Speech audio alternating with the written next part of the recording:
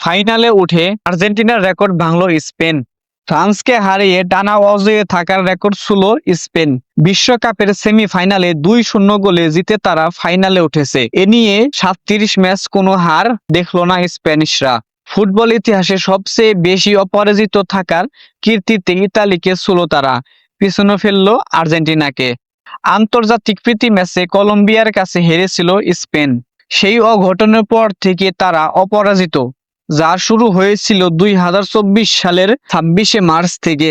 2018 সালের 10 অক্টোবর থেকে 2021 সালের 6 অক্টোবর পর্যন্ত ইতালির 37 ম্যাচে অপরাজিত থাকার রেকর্ডে ভাগ বসালো স্প্যানিশরা। এই সময়ে ফ্রান্সের বিপক্ষে তাদের পাওয়া জয়টি ছিল 30তম। এছাড়া 10 ম্যাচ ড্র করেছে তারা। ফ্রান্সের বিপক্ষে নামার আগে 36 ম্যাচ অপরাজিত থেকে আর্জেন্টিনার পাশে ছিল তারা। ফ্রান্সের বিপক্ষে প্রথমার্ধে স্পেন এগিয়ে যাওয়ার ওয়ারসাবালের পেনাল্টি গোল থেকে। দ্বিতীয়ার্ধে তারা আরেকটি গোল করেন পেদ্রো পেরোয়ার সৌজন্য।